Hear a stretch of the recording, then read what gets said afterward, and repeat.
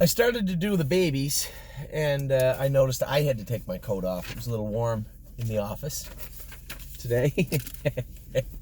I started the car early this morning. I don't know why. I just get up early on Sunday and wanted to get going. I got some stuff to do today. I got the webcast tonight. I'm excited about that. And then obviously the way the horses trained yesterday, the babies, it was a great training day. I had a lot of concerns going into the day. First off, would the drone be able to fly with the wind? The wind died down. Then would the horses get over the track? It's a little slick. You saw in the first set there was a few breakers, probably more than the rest of the sets. We had the track scraped after that. It was a little deep along the rail, and had it scraped. A number of people always say to us, wouldn't it be so much better to train in Florida? I guess my answer to that would be simple. Yes, for me. I would like to, and it would be feasible probably, except I have a family. And furthermore to that point, do you think any of our horses would have raced better last year, the year before that if we trained them in Florida? I guess it's always easy to say, oh yeah, for sure. I just don't see it. So, it was Carl Jamieson. It was funny, the first year we opened the stable, you guys, if you were with us from the first, I can think of a couple of clients off the top of my head. We had asked some drivers to weigh in what your thoughts were on the stable.ca, its viability, how it would last, what were some of the strong points and weak points, and we brought up training in Canada, and it was Carl Jamieson at the time. And for those of you out there, maybe you're not from Canada, Ontario, Carl Jamieson's a well-respected horseman, and rightfully so. Came up from nothing, very similar to me, except I don't know if I'll ever have the accolades he has. Carl's won a lot of races here in Canada, been in a lot of races, just a smart guy. Jody's father, you guys may know Jody Jamieson, a guy that I have a lot of respect for, both of them. And Carl had said to me, Florida's great for people that want to live in Florida. And now Carl trains in Florida in the winter. So I think there's a time where it's nice. I would love to take 20, 30 horses and go to Florida in the winter, but it's not the time, not yet. So we'll continue on the way it is. I think the feather in our cap is that there are days that the horses miss here. So it is a forced day off, so to speak. And those little days off, although you can look at them as a deterrent and say, well, horses in Florida don't miss, our rate of injury is very, very low at the stable. There are some horses from time to time will have a little suspensory or something, but I kind of got in a little bit of an argument. Not really. It was via text back and forth with our veterinarian. So can't deny my spirit ended up a little bruise on his, he called it more than a bruise, not a tear or a strain, whatever. Call it whatever the hell you want. Up high in his right hind. Not a big deal. It'll heal. He's a young horse, and it's not something that I suspect will be a re-injury. So I asked him, did he hit it? Well, he was training. What's your thoughts? He said it's from training too hard on an icy track, which I took kind of like a little bit of a dig, and I got my back up, and I said, yeah, well, we got 65 training on the same track and 3 years of horses before this, and none of them have ever had this injury. But thanks for your input. And I was a little short, and to each his own. But at the end of the day, I think you can read it in a book. It was funny because one of our grooms, God love her, she's a great girl, and she had said to me that Barbie's crown hit a bursa that was bothering her. Now, Barbie's not put together the greatest. She's put together good. She's a nice filly, and I think she'll be a good filly for us this summer. But she has structural issues that are not any different than lots of other horses. So she ended up with a curb on her left hind. We gave her time, we crowed it. And then when we were starting to train her after Christmas time, we put a little blister on her hocks and knees and stifle, same as we do all the other horses. And that curb blew up in a weird way. Now I come back, it was the day I got home from my trip with Jody and Amy and the kids, and her leg was huge. It was clear to me that she had a little infection in her leg. And this will happen. When you blister them sometimes, if you get a little cut, if you're not lucky, sometimes you get a little surface infection in there, not a big deal. We treated it, but the resulting, now this is a sticky subject because the caretaker that takes care of her is a tremendously good caretaker, top of the line, and top of the food chain, as they say. And, she didn't want to believe that infection got in there. It wasn't her fault. And we took her up to the vet clinic and got her checked, and they said, no, a little scar tissue got in that bursa at the back of her hock. No ligaments or tendons of any kind are damaged. It's a little unsightly because it's big, but it's not a problem. So I'm trying to explain this to her, and she said, well, I Googled how horses' bursas get sore and infected, and she said it's from over-exercise, and then same thing as the vet said, on a bad track or an icy track. And I said, dear, first off, I knew where it came from immediately. So when I was gone away, she had the vet look at the filly, and this was his idea of what took place. Now, our vet's a very smart guy, good guy, works hard, same as we do, but he's not a trainer. And I can tell you, if my foot's sore, I can easily say, oh, it's from walking too far. Oh, just get a different pair of shoes. Doesn't mean that it's accurate. And if I had a doctor tell me the same thing, it doesn't mean that he knows either. So it's the same with horses. There's a line between horsemen and veterinarians. My argument is simple, and it will trump their argument. Every horse in our training center has trained the same way for 5 years. And everybody I worked for before that. It wasn't just that I come up with a training method, the Anthony McDonald training method for yearlings. I mean, we train our horses hard. Especially this time of year, we push them a little bit more. And I've said this before, and people can agree and not agree, but you can't disagree with the lack of injuries in our barn, for the most part. They're just not present. We don't have slab fractures of the knee. We don't have broken coffin bones, except for Houdini, but that was a rare occurrence in a hind foot. Jailhouse Master, he was in Indiana. But we don't usually have those injuries, right? Those concussion injuries, those compression injuries, where it's from overexertion, it's from hitting the ground too hard. When do you see one of our horses have a slab fracture in its knee? A catastrophic injury, an injury they may not recover from. The little trotter 3 years ago, he's still racing. He ended up with a cracked navicular bone. But these are rare injuries. These aren't your run-of-the-mill, wear and tear, horse broke down injuries. And I believe the reason for that is because if I can see, perfect example, Carry a Big Stick, GW Chrome, Cut the Line. These are horses that got a little bit sore in January. We didn't protect them. We saw they were getting sore. We stopped, took them to the vet. Yep, their knees are a little bit sore. Okay. Now, the vet's answer to that, our vet, was leave them in the stall for 30 days. Probably the stupidest thing I've ever heard in my life. These are athletes. You ever hear a doctor say to an athlete, oh, you got a tear, just stay in bed for 2 months? No. What do they do with rehab now? I know, because I broke my wrist. The day I got the pins out, the doctor told me to start going to rehab. Now, I went and qualified horses the next day, but it was that day. It wasn't, okay, we got the pins out, Mr. McDonald, just lay in bed for a month. It doesn't work that way. So the horses weren't lame. They were just laying on a line, getting in a little bit more. Clearly a little heat in their knees. So back off. Just jog them for 3 weeks. How'd Cut the Line look yesterday? It was her second training trip back. She looked like $1 million. Even Carry a Big Stick. He might have made a break at the 1.5 mile marker. Might have been a little much for him. So scale it back again. He's sound now. He's going good now. This horse didn't stand in the stall for a month. He jogged for a month. Train the horse. You know what? 1.5 miles might be a little much for him. Back him off. Train him a mile for the next 2 weeks, and then pick him up to 1.5 miles. It's just this case by case basis that we train our horses on. It's very important. They don't all train in a cookie cutter way. Not here. And when we see those horses getting those issues, we can address them. My phone's going to crash again from the heat in here. So, pretty simple. Turn the car off.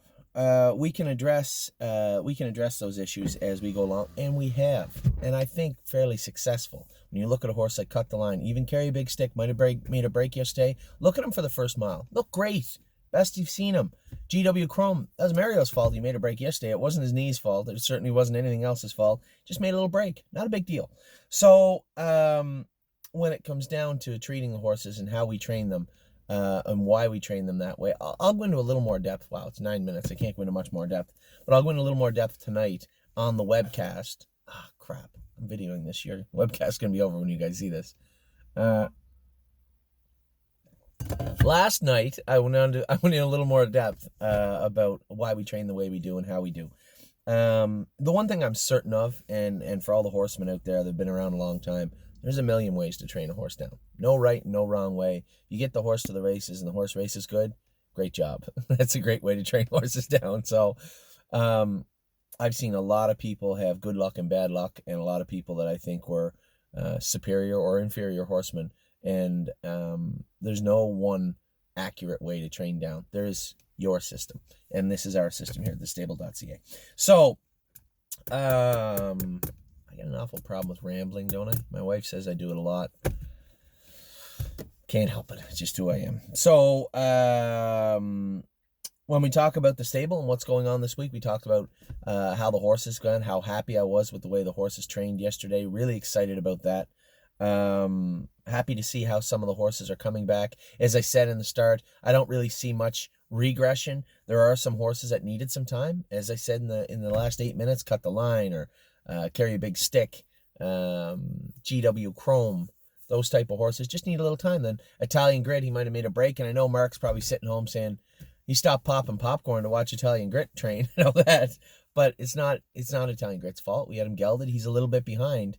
Made a little break yesterday. I think I told you guys 3 weeks ago when I started going with Jazzy Judy, that was the last of Jazzy Judy's making breaks and acting up and just looking like a hog, right? That was it for her. She was going to do it right, and she has come forward immeasurably, almost in the most, in the rarest way, went from being a horse we were getting a little worried about to this is one of our nicest horses. The perfect example with her, if you watch her trot yesterday, looked a little uncomfortable left hind to me, might have been in heat, might have been a lot of things, but we have the luxury of actually stopping with Jazzy Judy. So there's snow on the ground. I'm not going to turn her out in the field. I'm just going to back her off. We're just going to jog her for the next 2 weeks. And I couldn't be more impressed with Jazzy Judy. So Italian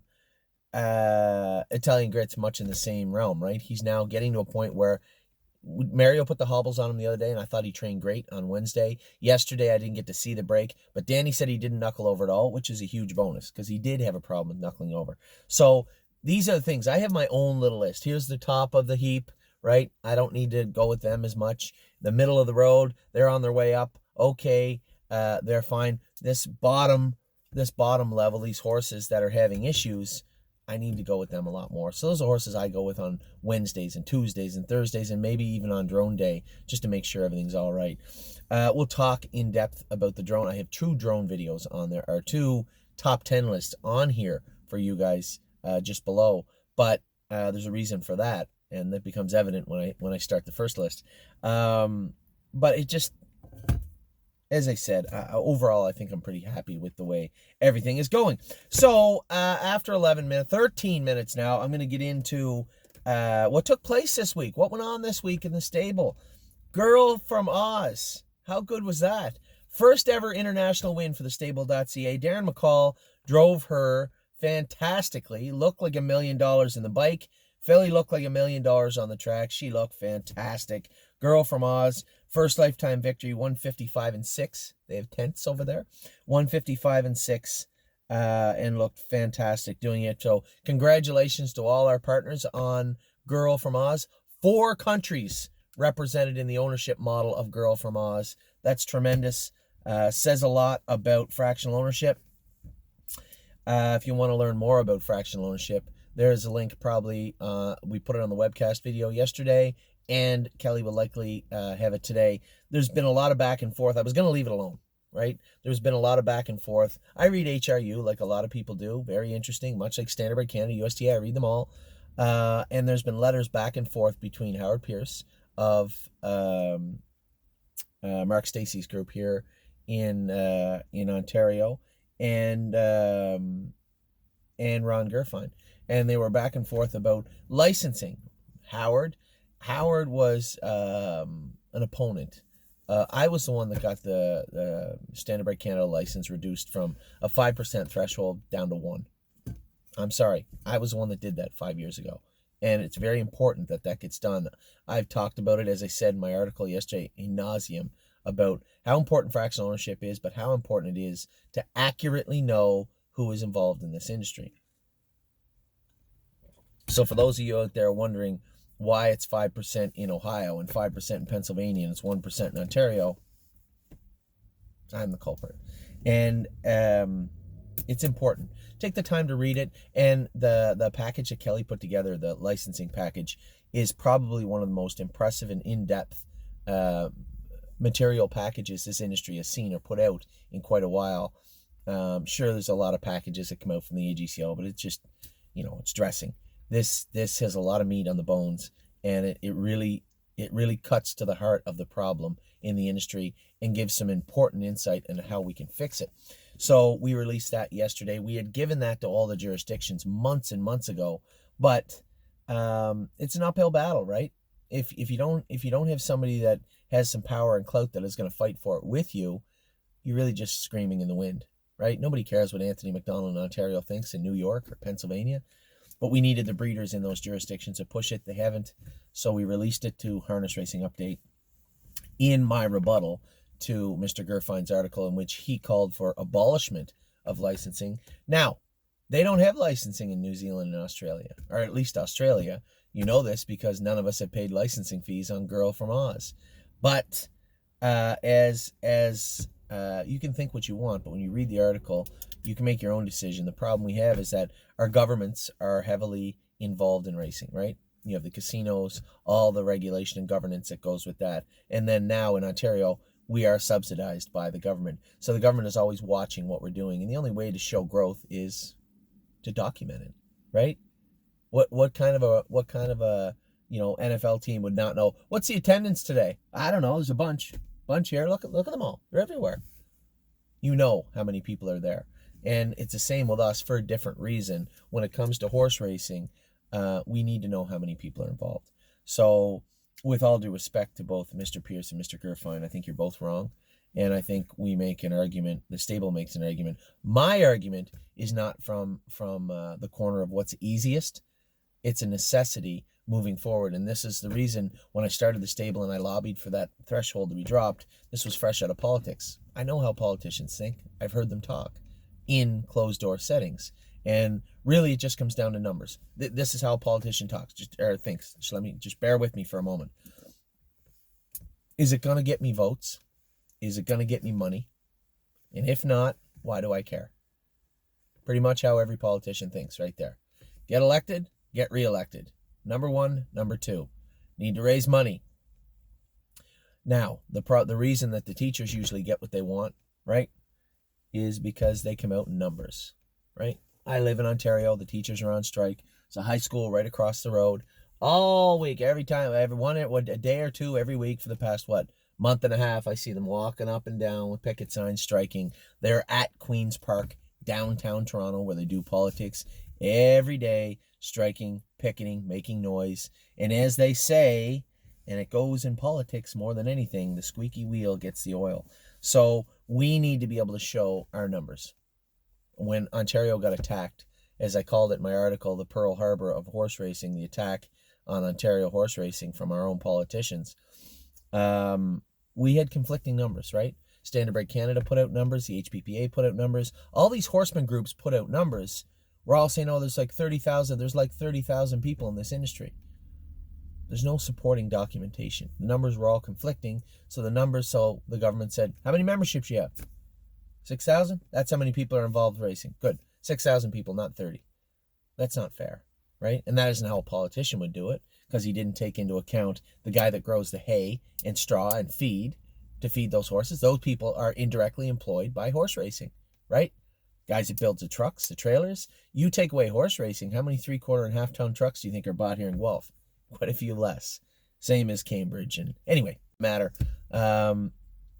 We need to do a better job documenting and disseminating our information and having an accurate number of how many people are involved in the industry is vitally important. Now, this is a lesson because Pennsylvania did a great job, as I said in my article, did a great job fighting off Governor Wolf in his attack on racing. But Pennsylvania doesn't know. We have maybe 50 clients that own Pennsylvania breds. PA has no idea. So they don't have to. 5% or less. Ohio also. My job would be incredibly difficult and the stable would be much smaller if the threshold in both those jurisdictions was 1%. I will be the first to admit that. Having said that, that doesn't make it right. We need to be able to look at this from an industry standpoint and say, there needs to be a better way forward. We need to be able to check who's owning these horses, right? I doubt El Chapo owns any of the horses, but if we have nefarious people in the industry, we should be able to root them out and kick them out. I get that. This idea, though, come on, where every state needs their own fingerprints, right? Needs it done on their fingerprint cards. Listen, I have a passport, right? And if I have a passport to go from Canada to the United States or vice versa for you in the U.S., that should be more than enough of security clearance for me to get a license to own a horse. I'm sorry. Fingerprints are archaic. It's a cash grab, and it's something that needs done away with. I think everybody knows that. And I think somewhere in a back room, somebody's snickering saying, I know, but we're going to keep doing it because it's like $75 a year. And that's a problem for this industry. Because that $75 in our realm for you and I, it's a $7,500 horse, isn't it? That could be the difference between a client getting in and getting out. Buy a $15,000 horse and half the cost of the horse is your upfront licensing fee. That's not counting your license. That's your fingerprint fee. It's just, you can't give people a reason not to go, right? Yeah, there's a movie theater right there, right down the street. I don't go as much now. I used to go to the movies 3-4 times a week, right? If I walked in there and it cost $25 to get in the door, which it does sometimes, and then it was $20 for a bag of popcorn, and the candy, you could only buy the candy on Tuesdays and Thursdays. Wednesdays you couldn't buy it. Fridays it was $14 more than Tuesday, and you needed fingerprints to buy the candy or the popcorn. What are you talking about? Why would I possibly go? And that's the thing, is that we're dealing with the same people. We're trying to get the same people that go to the movie theaters to buy horses. The people that just want to know, the movie is $19.99. Okay, I'll pay you $20. Popcorn's $9. Fine, here's my $9. Because I know that going in. When you start giving all these retarded, ridiculous, backwoods, these ridiculous fees on top of it, makes no sense. Makes no sense. And it is the reason that instead of having 1,500 owners, we have going on 8. That's the way it is. That's the world we live in. So the problem, I think, isn't really just licensing, because it is, but it isn't. The problem is the inability to act quickly and fluidly in horse racing, right? The inability to do what's right, that you know what's right, because there's too many steps between where you are now, where you need to be for that to happen.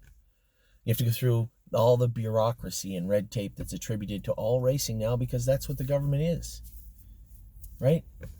Can't get anything done quickly. That's a big problem. Hopefully we can work out an agreement as an industry where we can move in a much more fluid way. I shouldn't have to go to the Alcohol Gaming Commission of Ontario to ensure that horse racing's licensing is easier to do. Unfortunately, they are the people that license.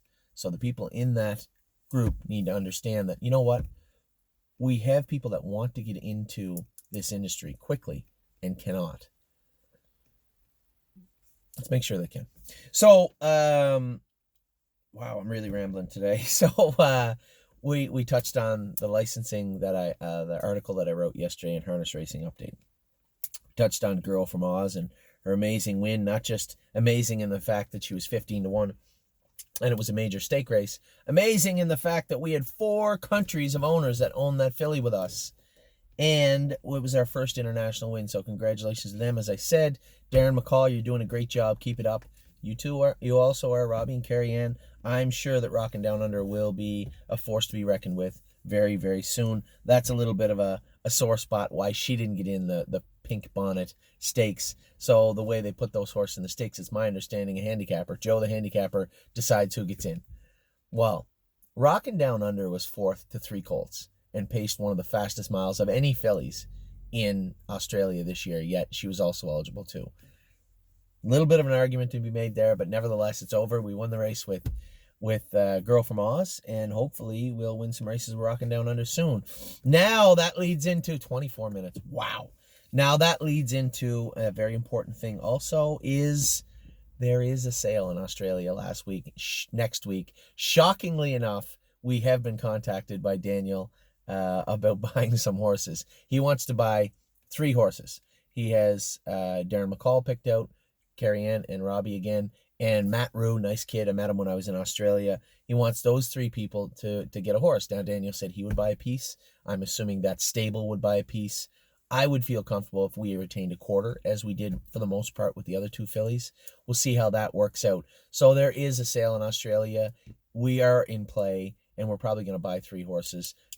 Girl from Oz's Sister by Well Said is in there. Now, Well Said's got a bit of a, I wouldn't say a bad name. There's been a lot of good ones, but been a lot of people turned off about Well Said, but that was when he was in Pennsylvania. He's in Ohio now, and I can tell you Well and Down and Desperado both have my eye going forward. Both of them look good so far, and I certainly have no problem with Well Said. I never really had that many, right? These 2 and one other horse. The other horse was bought late in its 2-year-old year, and really the expectations, I believe, were low for that particular filly.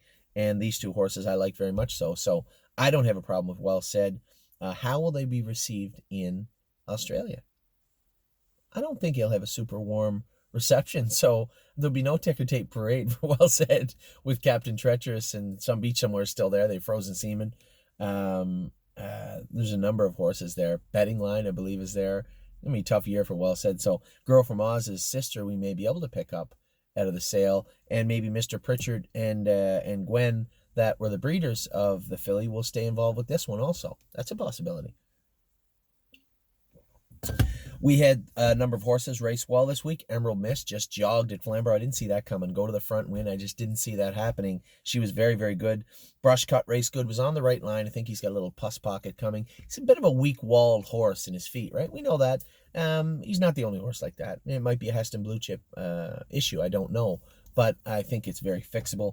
So Brush Cut raced well, closing hard into a stiff wind. I checked. It was the 5th fastest last quarter of the entire night in the entire program was Brush Cut. Bottle of Red raced great her first start, closing on the inside. By the way, those are both Heston Blue Chips, like Girl from Oz. Both closing hard on the end of the mile. Bottle of Red raced great to finish 2nd. Brush Cut raced fantastic to finish 3rd. And Emerald Miss was a winner. Earlier in the day, we qualified and schooled some horses. Keep your eye on Rooney Blue Chip. He schooled awesome the other day. I'm going to qualify him on Thursday. Sebastian Yu is ready to go.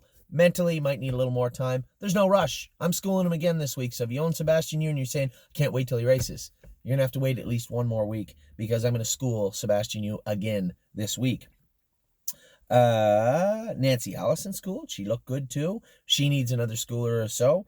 Hometown Boys will likely be qualifying. Maybe Kevin wants to go 1 more time schoolers. I don't know. But Hometown Boys is there. He's ready. And Watch Avenue was very, very good in his qualifiers. 2nd in 2 minutes in a bad track on a bad night. They gave it 4 seconds, and they should have given it 4 seconds. I think Watch Avenue is ready to rock. A little bit of Trafalgar's going to miss a week and a half or so. She got cast in her stall the other night, and her lag blew up. Not the lag she originally, that was my biggest concern. I said, Harry, not the same lag. He said, no, she's just one of those horses, I guess, that are prone to getting hurt in the stall. This is the 2nd time this filly's done this. She's not sore or lame on it, which is good. It is swollen quite a bit, so Harry's going to get it down, and she's going to miss at least a week of training. So she was getting ready to school, and now she's going to have to be pushed back another week or 2. Tomorrow is the 2020 debut of Rose Run Versatile. Many people have asked, why is Scott Young on Rose Run Versatile? I didn't even know he drove for the stable. Everybody drives for the stable. Scott Young schooled Rose Run Versatile when I was gone away, and Jason said he got along rather well with her. Forged and Fire had made a couple of breaks at Flamborough. I want to stick with Forged and Fire just because, let's be honest, one horse needs some help and one horse shouldn't. Rose Run Versatile can get pacey at the gate, but as Scott knows, bring her into the gate nice and easy. Take your time. I think she'll be fine. This is her first parimutuel race on Lasix, so I'm very interested to see how Rose Run Versatile will do. She's actually picked to win Morning Line, which she could do. I don't know if she's a Morning Line favorite type just yet. If I was to pick between one or the other. Now, Forged and Fire is off 2 weeks, and I know that Harry hasn't trained him overly hard, so both of them are off a week coming in. We'll see how they do. And then White Tiger races tomorrow night also. He was, I guess tonight for you, he was fantastic in his training this week. Really happy with White Tiger and how he's progressed. I can't believe he's as fresh as he is. Now I guess there was some gaps in his schedule this year, so maybe he could have taken a little rest on his own. I don't know, but there's a horse that probably should be getting a little tired, showing some wear and tear. Virtually no vet work done to him, and sharp as a tack. So I'm keeping an extremely close eye on White Tiger, but it appears there's lots left in the tank there. So the old Tiger's in a great spot tomorrow. Many of you watched on Saturday night. I'll Play It Alone made a dirty break. Not the first time he's made a break, but it is the first time I felt him like this. He made like 4 breaks in the mile. Didn't seem sore pulling up. I was angry. I said to Jason, we got to bring this horse over and train him hard on a half-mile track before we just snap him over here. He can be strong in the face, and I was going to leave with him. He could have done a belly flop in the first turn, and I wanted to, I was a little upset, but at the same time, I couldn't figure out. I was as angry at the horse or myself as I was anybody else. I couldn't play it over my head and figure out what went on. And then Jason had come to me right after the race and said the stitching in his hobble ripped, so his left hobble was 2, 3, 4 inches longer than his right. Pretty obvious to say what happened. The judges gave him a broken equipment for the end of the mile, but I don't think they gave him a broken equipment for the break. They have to see the hobble broken before the break to give him a BE, a broken equipment break.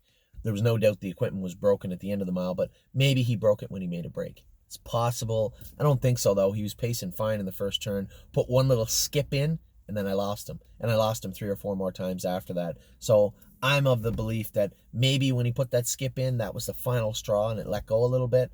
Or maybe it was broke going in behind the gate. I just didn't notice it, which is odd. I don't usually not notice things like that. But nevertheless, the outcome was the same. He made a break, and we had a couple of people upset with it. You know what?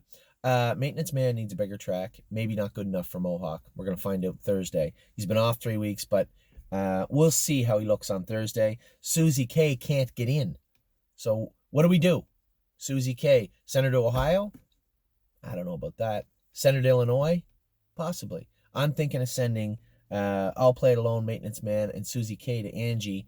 Not great horses, but they all have something to offer in their own right. I'll Play It Alone will be much bigger on a big track with less competition. I think the same goes for Maintenance Man. Susie K is a small horse, but loves a bigger track, yet can't trot with the nominators or 2 at Mohawk. 58 seems to be the golden number for her in Illinois. I'll eat her if she can't trot in 58 in Illinois. That I'm certain of. She certainly can. And then obviously in Florida we have Doug Brown getting the 2 horses ready, Arctic Force and Really Blue Chip. They'll be ready to go probably the end of the month, at least ready to ship back. So that is it. That is a marathon opening. A lot of babbling, a lot of rambling, but a lot of information also. Hopefully you all tuned in to the webcast last night. And I'll run through all the 2-year-olds, all through a lot of information. There's a lot of impressive miles yesterday and a lot going on. I will be back in just a minute.